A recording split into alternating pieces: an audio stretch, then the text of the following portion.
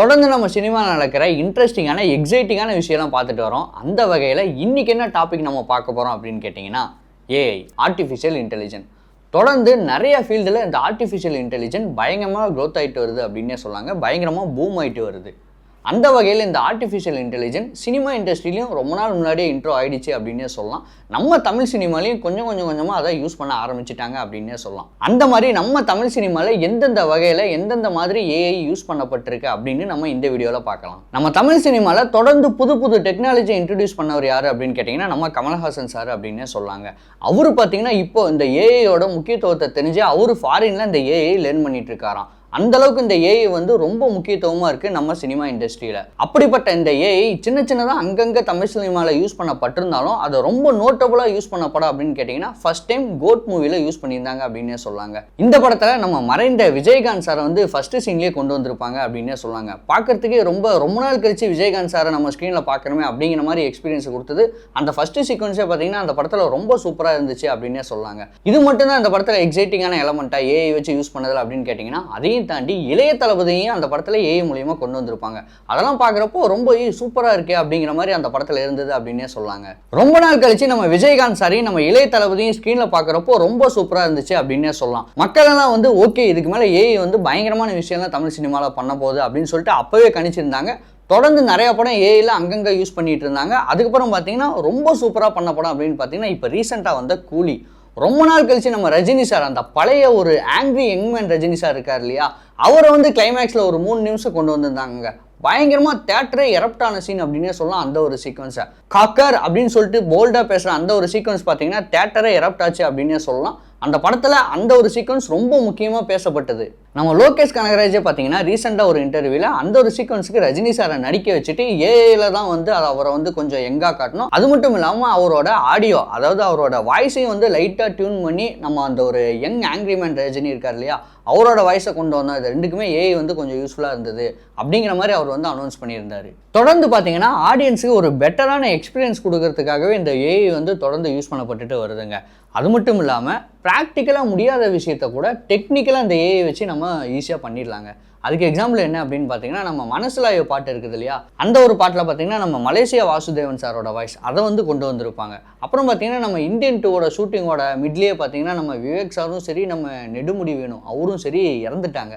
அவரோட பேலன்ஸ் போர்ஷன்லாம் வந்து இந்த ஏஐ வச்சு கம்ப்ளீட் பண்ணியிருப்பாங்க. அதுதான் பார்த்தீங்கன்னா படத்துலேயும் வந்திருக்கும். ஸோ இந்த மாதிரி சில முடியாத விஷயத்தை கூட ஏஐ மூலிமா சின்னதாக வந்து ஒரு ரீக்ரியேட் பண்ணி கொண்டு வராங்க அப்படின்னே சொல்லலாம் நம்ம தமிழ் சினிமாவில். தமிழ் சினிமா மட்டும் இல்லைங்க, ஹாலிவுட்டில் கூட இந்த மாதிரி விஷயத்தெல்லாம் அங்கங்கே யூஸ் பண்ணிகிட்டே வராங்க. நம்ம அனிருத் கூட ரீசெண்டாக ஒரு இன்டர்வியூவில் சொல்லியிருப்பாங்க, எனக்கு வந்து லிரிக்கில் ஒரு இடத்துல வந்து நான் வந்து ஸ்டக்கானே, அப்போ வந்து நான் ChatGPTயில் கேட்டு வந்து அந்த லிரிக்கை வந்து நான் கம்ப்ளீட் பண்ணேன். ஸோ ஏஐ வந்து எனக்கு அந்த இடத்துல வந்து யூஸ்ஃபுல்லாக இருந்தது அப்படிங்கிற மாதிரி சொல்லியிருப்பாங்க.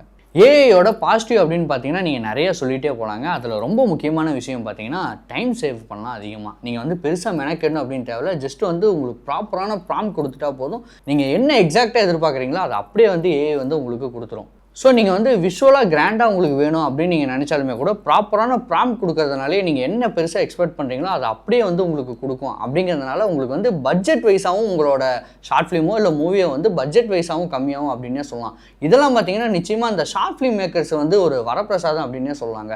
நம்ம தமிழ் சினிமாவை கூட விட்டுருங்க, ஹாலிவுட்லலாம் பார்த்தீங்கன்னா இப்போவே வந்து இந்த ஷார்ட் ஃபிலிம்லாம் பெஸ்ட்டாக எடுத்து கொடுத்துட்ருக்காங்க இந்த ஏஐ வச்சு.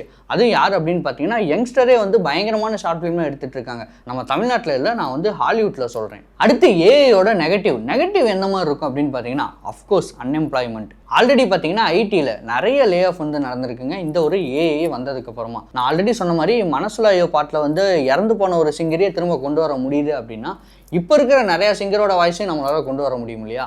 அதுவே வந்து ஒரு அன்எம்ப்ளாய்மெண்ட் தானே. ஆல்ரெடி இருக்கிறவங்களோட வாய்ஸை கொண்டு வர முடியும் அப்படிங்கிறப்போ பெருசாக வந்து இந்த டப்பிங் ஆர்டிஸ்டோட வேலையோ இந்த கிராஃபிக் டிசைனரோட வேலையோ ஆல்மோஸ்ட் ஆக்டரையுமே வந்து ரீப்ளேஸ் பண்ணிடுச்சு இந்த ஏஐ.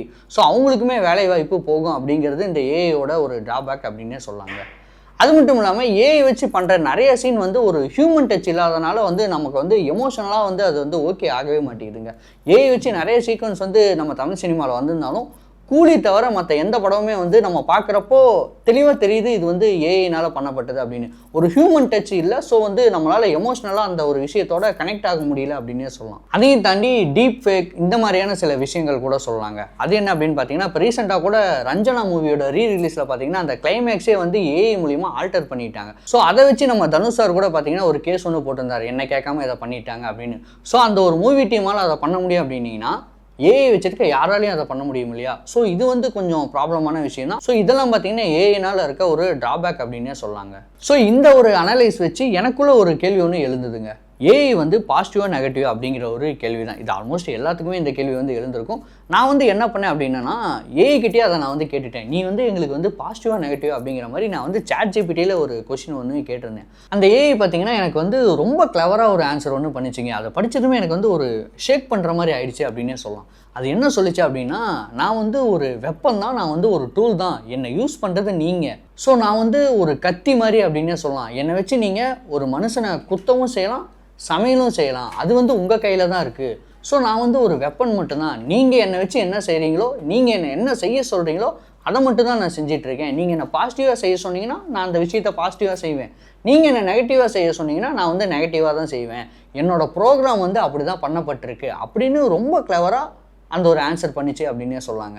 ஸோ எனக்கு இந்த விஷயம் வந்து ரொம்ப இன்ட்ரெஸ்டிங்காக பட்டதுங்க. அதனால தான் இப்போ வந்து உங்ககிட்ட இதெல்லாம் ஷேர் பண்ணிட்டு இருக்கேன். ஸோ இந்த மாதிரி ஏஐ வந்து தமிழ் சினிமாவில் எந்தெந்த மாதிரியான தாக்கத்தை இதுக்கப்புறம் கொண்டு வரும், ஏஐ வந்து உண்மையிலேயே யூஸ்ஃபுல்லாக இல்லை வந்து அது வந்து கொஞ்சம் ப்ராப்ளமான விஷயமா அப்படின்னு உங்களுக்கு என்ன தோணுதோ அதை வந்து நீங்கள் கண்டிப்பாக கமெண்ட்டில் சொல்லுங்கள். அடுத்த வீடியோவில் சந்திக்கலாம்.